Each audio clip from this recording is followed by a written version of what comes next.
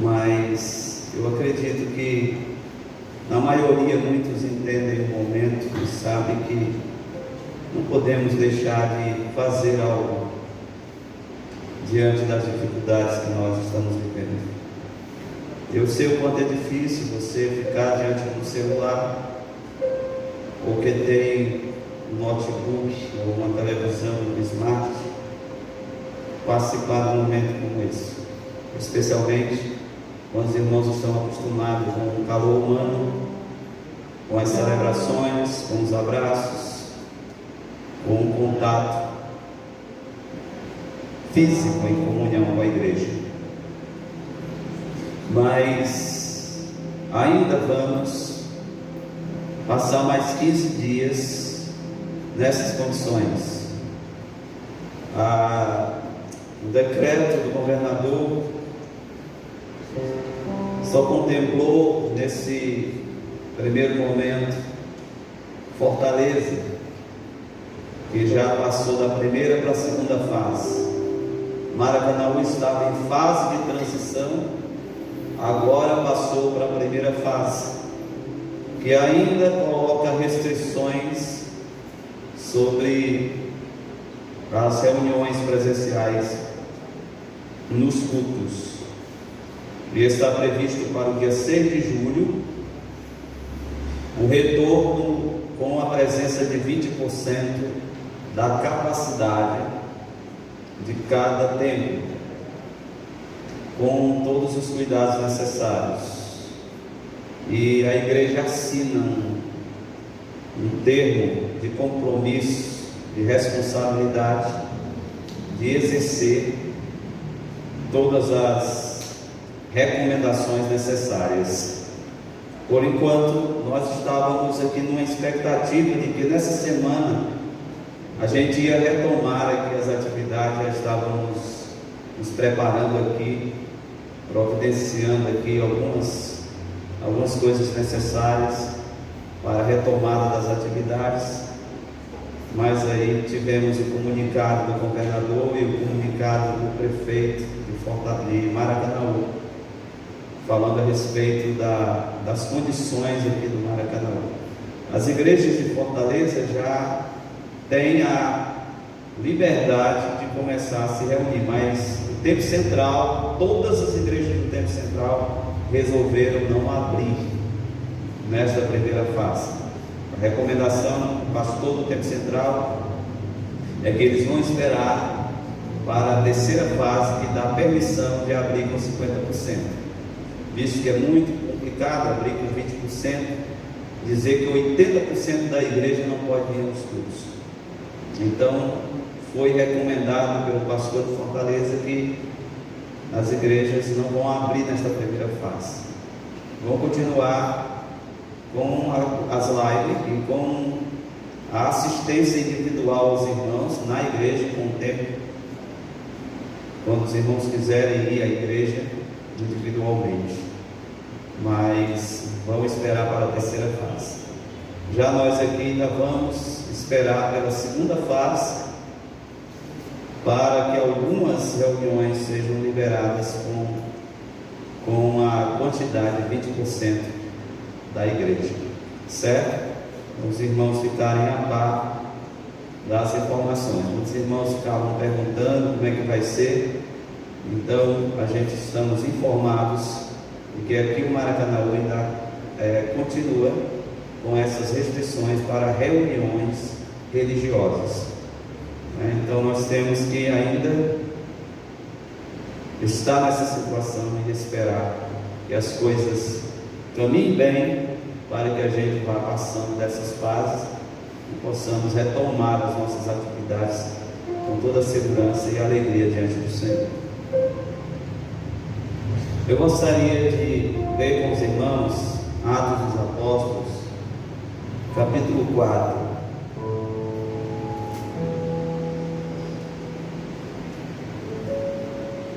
Capítulo 4, versículo 23.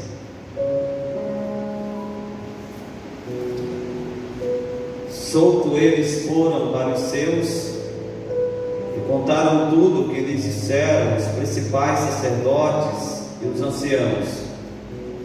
Ouvindo eles isto, unânimes, levantaram a voz a Deus em oração. Senhor, Tu és o que fizeste o céu, a terra, o mar e tudo o que neles há. Tu disseste pela boca de Davi, teu servo, porque bramam as gentes e os povos pensam coisas vãs. Levanta-se os reis da terra e os príncipes se ajuntam, a uma contra o Senhor e contra o seu ungido, verdadeiramente contra o teu santo Filho Jesus, que tu ungiste. Se ajuntaram não só Herodes, mas Pôncio Pilatos, com os gentios e os povos de Israel, para fazerem tudo o que a tua mão e o teu conselho tinha anteriormente determinado que se havia de fazer.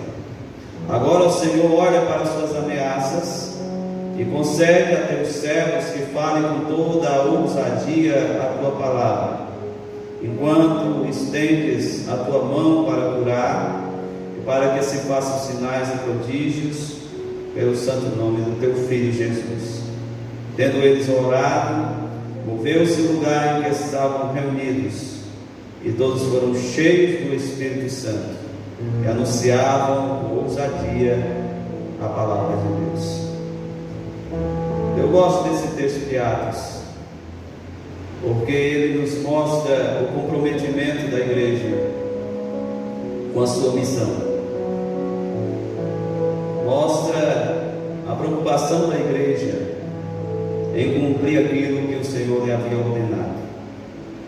Esta reunião de oração se dá por conta daquilo que os apóstolos Pedro e João falaram para a igreja a respeito das advertências recebidas por parte das autoridades. Isso após ter operado um milagre extraordinário a respeito de um paralítico que vivia à porta do templo. E depois desse milagre, o paralítico, os apóstolos entram no templo e as pessoas se aglomeram em torno deles diante do milagre extraordinário, e eles disseram assim: o que vocês pensam a respeito disso? Acham que por nossa virtude ou capacidade este homem está aí diante de vós? Ele está assim diante de vós são por conta do nome de Jesus Cristo Nazareno. É assim que ele fala, e aí começa a pregar a respeito de Jesus para aquelas pessoas, e vai anunciando a Cristo para as pessoas que ali estão. E diante da palavra tão ousada, uma palavra que fala a respeito da atitude das autoridades em ter tirado a vida de Jesus, o qual Deus o ressuscitou dos mortos.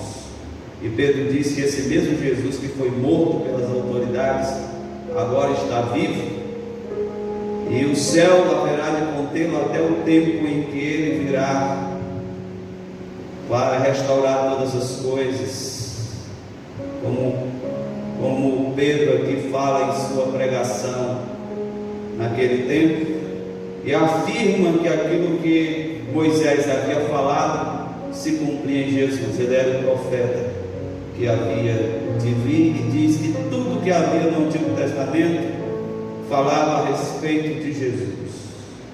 E eles: vós sois os filhos dos profetas.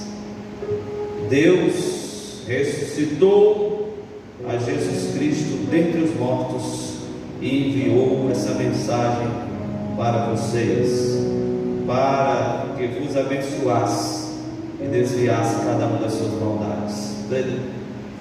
Pedro prega, e diante disso as autoridades indignadas sobrevieram e levaram Pedro e João perante o Sinédrio. E ele está diante do Sinédrio, e lá novamente ele dá testemunho de Jesus. Mais uma vez ele, cheio do Espírito Santo, Pedro começa a falar: somos interrogados a respeito de um benefício feito ao homem e como ele foi curado.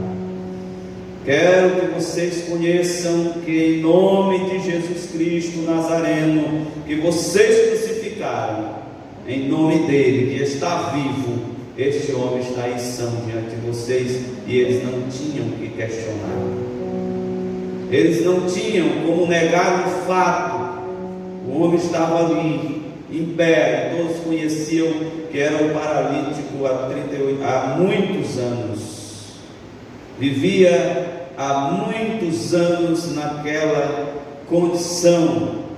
Desde o ventre da sua mãe, ele era paralítico. E aí Pedro prega e diz que aquele Jesus que eles crucificaram, as Escrituras já tinham falado dele, dizendo que ele era a pedra que o salmista falou que seria rejeitada pelos edificadores, e Pedro diz logo que foi rejeitada por vocês. Vocês, os edificadores, rejeitaram a pedra de fundamentação de tudo. Em nenhum outro há salvação, porque também debaixo do céu nenhum nome há dado entre os homens, pelo qual devamos ser salvos. Essa é a pregação de Pedro diante do Sinédrio. Não mudou nada. Aliás, ele foi ainda mais ousado diante do Sinédrio, pelo que as autoridades ficaram indignadas com relação àquilo que Pedro afirmou naquele momento. Mas vendo o homem curado, não tinham que dizer ao contrário. Havia um testemunho que estava diante deles, e eles ficaram totalmente apavorados diante daquela realidade que o povo viu, a cura sendo realizada em nome de Jesus. E não foi em nome de um defunto, foi em nome de alguém que Pedro afirmava que estava vivo. E porque estava vivo, aquele homem estava de pé diante deles. E não podendo negar aquele fato, eles ameaçaram os apóstolos. Ameaçaram e disseram que eles não falassem mais em nome de Jesus. É isso que eles fazem. Disseram: não falem e nem ensinem no nome de Jesus. Quer dizer, pode falar, pode ensinar, mas não diga que foi Jesus. Pode até dizer que foi vocês mesmos, mas não falam no nome de Jesus. O grande temor do diabo está no nome de Jesus. Não está em anunciar a igreja, não está em anunciar a denominação, não está em anunciar o nome do apóstolo, está em anunciar o nome de Jesus. O que Satanás quer fazer é a igreja deixar de pregar a Jesus e este crucificado. Quando a igreja deixa de pregar sobre o nome de Jesus, Satanás já não mais tem uma pregação que não é cristocêntrica, que Jesus não é o centro dela. A resposta de Pedro a essa palavra, de que eles não deveriam mais pregar o nome de Jesus, é esta: não podemos deixar de falar do que temos visto e ouvido.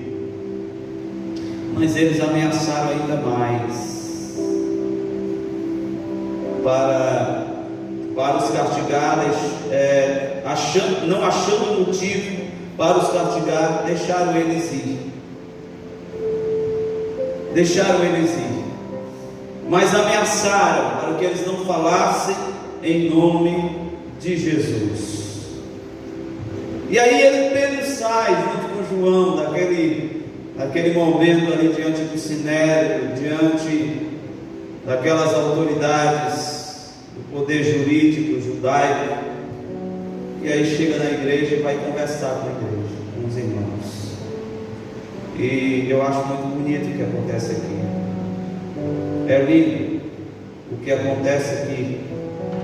As duas principais lideranças da igreja chegam e dizem: olha, irmãos, está acontecendo assim, assim. fomos proibidos de falar em nome de Jesus. Estamos sob ameaças. A palavra diz no versículo 23: solto eles foram para os seus e contaram tudo que lhes disseram os principais sacerdotes e os anciãos.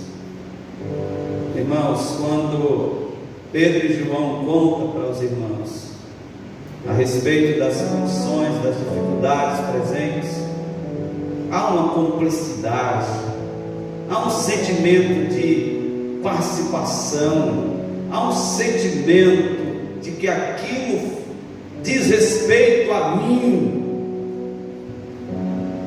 Esse sentimento de cumplicidade dessa igreja nos ensina muito, para a gente aprender tantas lições preciosas.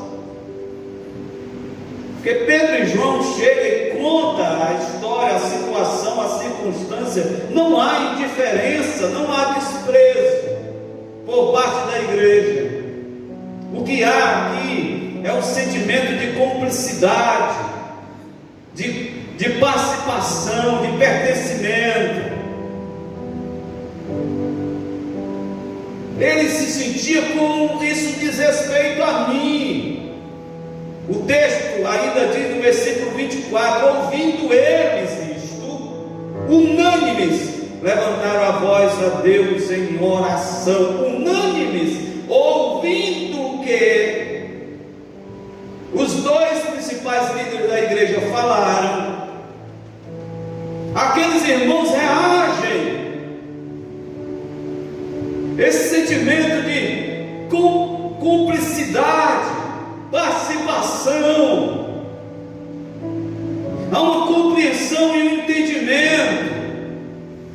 Eles não ficavam observando de forma contemplativa, emitindo opiniões, avaliações.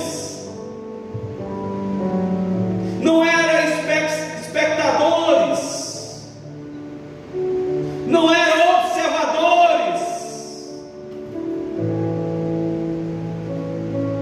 não era alguém que ficava apenas fazendo avaliações, como se não nos dissesse respeito. Ouvindo eles isto, unânimes levantaram a voz a Deus em oração. Os problemas eram problemas a serem enfrentados de forma que todos se sentiam parte daquilo, todos se sentiam parte daquela situação. Esse texto nos ensina muito como ser igreja, como ser igreja. Hoje nós estamos vivendo em tempos tão trabalhosos e difíceis, que até em família é dificuldade você atrair as pessoas para uma relação de cumplicidade. As pessoas estão se tornando tão individualistas, tão distantes umas das outras, que até dentro da relação familiar as pessoas estão perdendo o sentimento de cumplicidade. Você imagina uma comunidade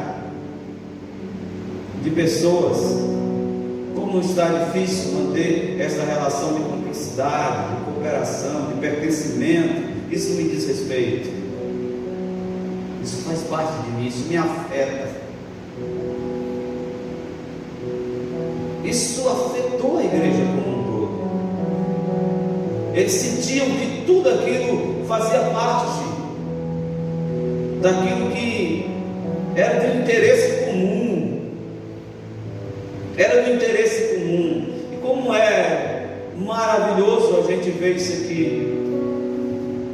Os apóstolos falam, e a palavra diz: ouvindo isso, eles levantaram a voz a Deus em oração, unanimemente.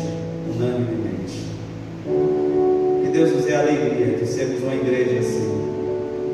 Que Deus nos dê a felicidade de a gente concordar em uma só voz e glorificarmos ao Senhor.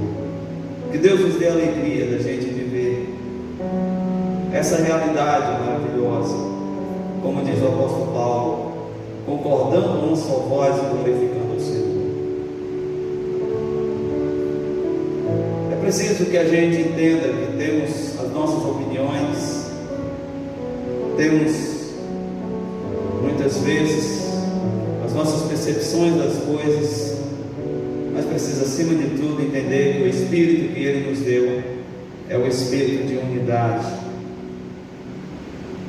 E a gente precisa abraçar de fato essa verdade maravilhosa que esse texto nos ensina. Ouvindo eles isto, levantaram a voz a Deus em oração.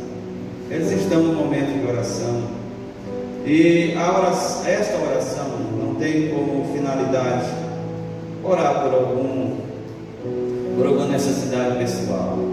Eles oram por um bem comum, e esse bem comum é do interesse de Deus acima de todas as coisas. O coração deles está alinhado ao coração de Deus. A oração tem como base as próprias promessas de Deus. E a oração, mesmo diante das ameaças, começa em considerar a soberania de Deus acima de tudo, porque não importa qual seja a circunstância que nós vivamos, devemos sempre considerar a soberania de Deus acima de todas as coisas, ainda que as circunstâncias sejam tão contradizentes, tão difíceis. Mais uma vez, a igreja está sob perseguição, sob ameaças, tratada como se ela não fosse útil e necessária. Porque Pedro diz: vocês estão nos julgando por causa de um benefício feito ao homem.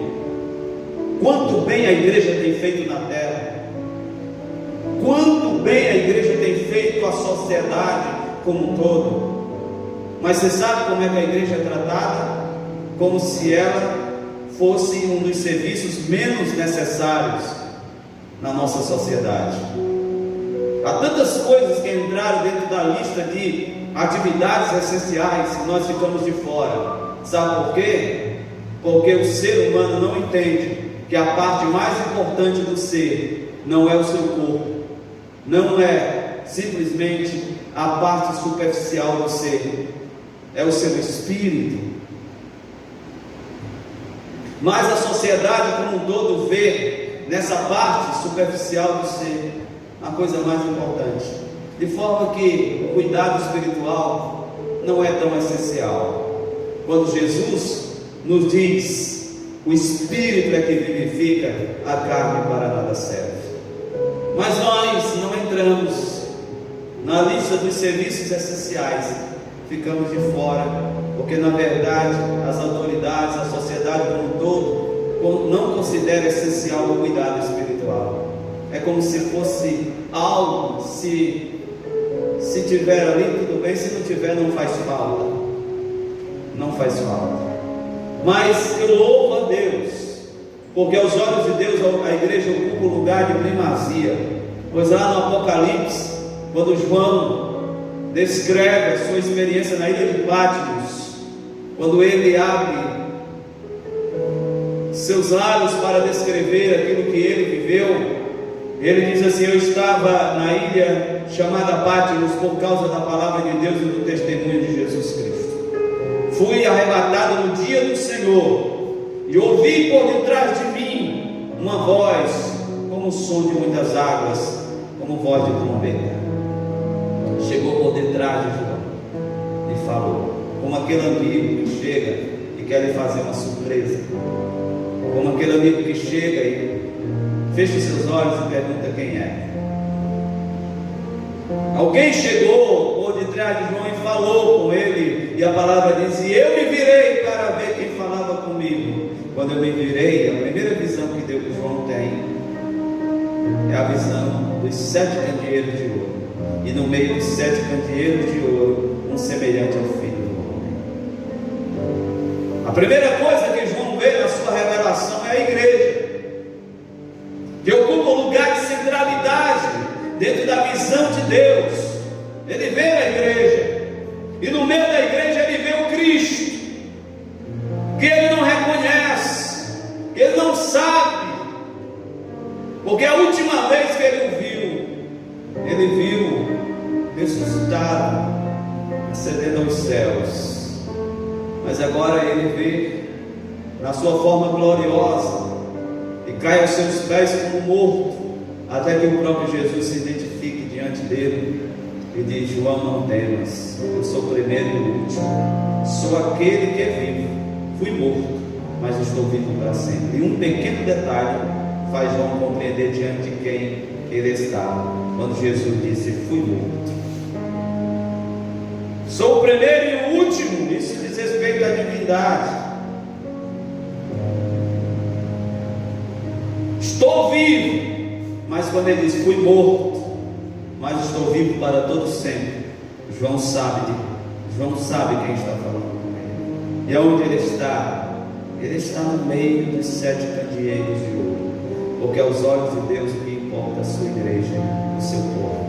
Aos olhos da sociedade, nós somos muitas vezes considerados como de menos importância, mas aos olhos dele nós somos seu povo, sua igreja, sua herança, seus eleitos. E como igreja devemos nos entender dentro da nossa relevância para este mundo, ainda que o mundo não reconheça, pois assim o mundo também não o reconheceu. Mas assim como ele foi enviado ao mundo, também nós fomos enviados ao mundo. E precisamos viver de acordo com a vocação que ele nos deu, acima de todas as coisas, nos amando como povo de Deus, mantendo a unidade acima de todas as coisas, não deixando que nossas capacidades, nossas opiniões pessoais sejam um obstáculo na busca da consolidação da unidade que ele tanto desejou para nós, como seu povo, para que o mundo pudesse crer que ele realmente é o Filho de Deus. Que esse exemplo da igreja seja abraçado por todos nós que vivemos nesse tempo. E uma igreja que ora não por prosperidade, ainda que seja legítimo orar por prosperidade, por soluções de problemas, por várias situações, mas é uma igreja que está em oração para que o Senhor possa usá-la, para ela ser instrumento de cura, de restauração e de vida na terra. E mesmo diante dos problemas, das ameaças, mesmo diante do desprezo da sociedade, o que essa igreja pede é para continuar fazendo o bem que é feito, que é muitas vezes a razão da própria perseguição. Eles pedem e diz assim: Senhor, olha para as suas ameaças e concede aos teus servos que fale com toda ousadia a tua palavra, enquanto estendes a tua mão para curar e para que se façam sinais e prodígios pelo nome do teu santo Filho Jesus. Foi por causa de uma cura, foi por causa da pregação que eles foram ameaçados. Eles estão aqui pedindo: Senhor, nos ajuda a continuar fazendo bem, ainda que continuemos sendo perseguidos, ainda que sejamos tratados de forma desprezível. Eles pedem para continuar realizando a sua missão sobre a terra. O mundo nunca vai reconhecer a nossa importância, mas Jesus sabe a nossa importância para o mundo. Ele diz: vós sois o sal da terra e a luz do mundo. O mundo vai sempre nos desprezar, vai sempre nos tratar com desprezo, com desdém, mas é preciso a gente entender a nossa relevância para este mundo, e precisamos continuar com as disposições de fazer o bem, orando e pedindo ao Senhor: o Senhor nos concede que a gente continue desempenhando o nosso papel de fazer o bem a esta sociedade, ainda que não sejamos reconhecidos. E a palavra diz: tendo eles orado, moveu-se o lugar em que estavam reunidos, e todos foram cheios do Espírito Santo e anunciavam com ousadia a palavra de Deus. Precisamos orar mais, para que Deus nos dê a capacidade de realizar a sua obra nesses últimos dias. Pregar com ousadia e confiança a sua palavra, para que vidas possam ser abençoadas em nome de Jesus. Meus amados, nós vamos agradecer ao Senhor por mais este momento.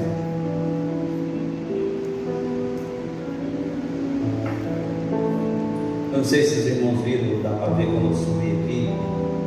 Eu estou de chinelo. Mas não é porque eu estou relaxado não, irmãos. É porque eu sofri um pequeno acidente hoje em casa e machuquei uma unha aqui. A unha subiu no meu dedão e não foi